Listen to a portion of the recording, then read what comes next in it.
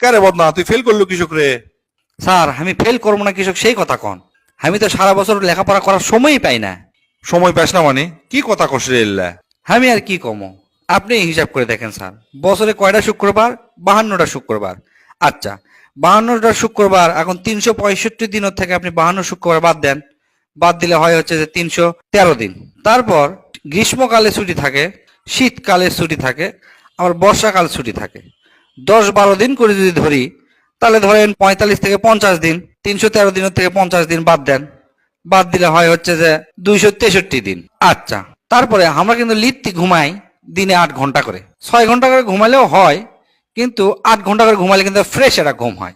আচ্ছা, 8 ঘন্টা করে ধন্য, আমরা 365 দিনই যদি 8 ঘন্টা করে ঘুমাই, আর এই 8 ঘন্টা করে যদি হিসাব করি আমি, তাহলে বাদ যায় হচ্ছে 122 দিন। 263 দিনের থেকে এখন 122 দিন বাদ দেন, বাদ দিলে আর থাকে মাত্র হচ্ছে 141 দিন।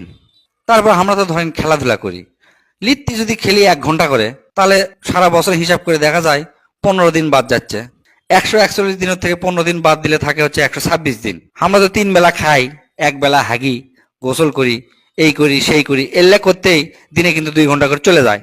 তো 2 ঘন্টা করে গেলে সারা বছরে যায় হচ্ছে 30 দিন। 126 দিনের থেকে 30 দিন বাদ দিলে থাকে মাত্র আর হচ্ছে 96 দিন। তারপর আমরা তো ধরেন সামাজিক জীব, একবারে তো চুপ করে থাকতে পারি না, এর সাথে গপ্প করি, ওর সাথে গপ্প করি, সারাদিন ধরে ধরেন 2-4-10 জনের সাথে কথা হয়। তো এই গপ্প যদি আমি ধরি দিনে 1 ঘন্টা করে, তাহলে সেটি যায় 15 দিন বাদ। 96 দিনের থেকে 15 দিন বাদ দিলে থাকে 81 দিন। বছরে আমরা পরীক্ষা দেই, পরীক্ষা ধন্য ধরেন 35 দিন, 81 দিনের থেকে যদি 35 দিন পরীক্ষার জন্য বাদ দেই, থাকে আর মাত্র হচ্ছে যে 46 দিন। তারপরে 2 ঈদ, 2 ঈদ 10 দিন করে যদি ছুটি ধরি, তাহলে 20 দিন বাদ যায়, তাহলে 46 দিনের থেকে যদি 20 দিন বাদ দেই, তাহলে আর থাকে মাত্র 26 দিন। তারপর ধরেন লিত্তির টুকটাক না টিভি দেখি, তারপরে আত্মীয় স্বজনের বাড়ি যাওয়াই লাগে, আবার আত্মীয়তার বন্ধন কিন্তু ছিন্ন করা যাবে না, এটা ইসলামে কোয়া আছে। সেই জন্য এই আত্মীয়র বাড়ি 2 দিন, ওই আত্মীয়র বাড়িতে 1 দিন, এল্লা করে চলে যায় মোটামুটি ধরেন 25 দিন। তাহলে 26 দিনের থেকে যদি 25 দিন বাদ দেন, তাহলে থাকে আর মাত্র 1 দিন। ওই 1 দিন আবার আমার জন্মদিন। তাহলে আপনি কন, তাহলে ক্যাঙ্কা করে আমি লেখাপড়া করবো আর ক্যাঙ্কা করে পাস করবো? তার মধ্যে তো সারাদিন যে মোবাইল দেখা লাগে, সে মোবাইল দেখার কথা আপনি কইনি। এ তুই কি আমার কানাক বানা দেখাচ্ছু? এলে উল্টা পাল্টা হিসাব করছো মানে?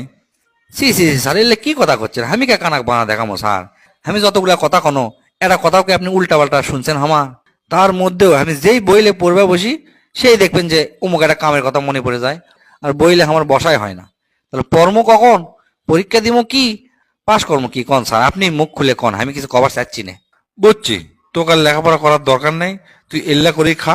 কাল থেকে তুই আর স্কুলে আসবি না, তোর মতো ছাত্র খাওয়ার দরকার নাই। আমার স্কুলের মান সম্মান সব নষ্ট হয়ে যাবে।